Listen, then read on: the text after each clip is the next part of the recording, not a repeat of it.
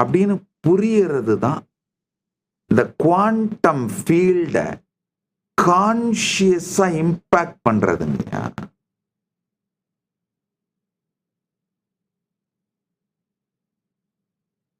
Quantum ரியாம, பிந்து மண்டலத்தை கான்சியஸா impact பண்றது. நல்லா புரிஞ்சுக்கோங்க.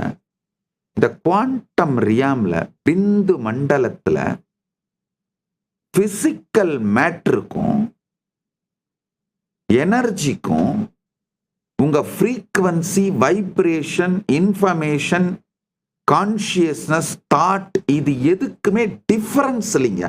அது அத்தனையும் ஒன்னா இருக்கு.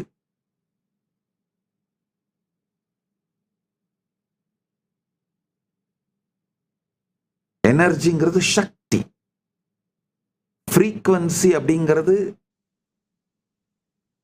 பிந்து, வைப்ரேஷன் அப்படிங்கிறது நாதம், இன்ஃபர்மேஷன் அப்படிங்கிறது ஞானம், கான்சியஸ்னஸ் அப்படிங்கிறது புருஷன், தாட் அப்படிங்கிறது சுத்த புத்தி, சுத்த வித்யை. இது எல்லாமே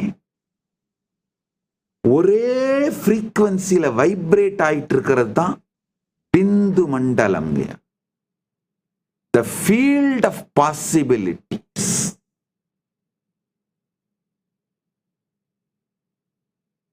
தோன்றா நிலைன்னு ரமண மகர்ஷி சொல்றதும், பகவான் ரமண மகர்ஷி சொல்ற ஆத்மஸ்புரணம்னு சொல்றதும் இந்த பிந்து மண்டலம் தாங்க.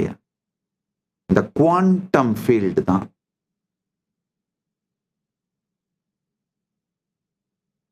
அனுபூதியிலிருந்து சொல்லுகிறேன், கேளுங்கள், இது மிகவும் எளிது. ரமண மகர்ஷி பாடினார்லே, ஐயே அதிசுலபம். அவர் பாடின ஒரே காரணத்துக்காக நாம் பாடலங்கய்யா. அவர் பாடியது மட்டுமல்லாது எனக்கு அவர் அனுபூதியாய் அளித்திருக்கின்றார்.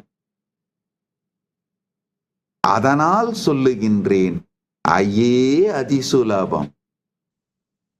அது அவர் சொன்ன ஆப்த பிரமாணம் மட்டுமல்ல, எனக்கு அதை அவரே உணர வைத்து ஆத்ம பிரமாணமாகவும் அளித்திருக்கிறார் என்பதனால் சொல்லுகின்றேன், ஐயே அதிசுலபம். ஆன்மவித்தை ஐயே அதிசுலபம்.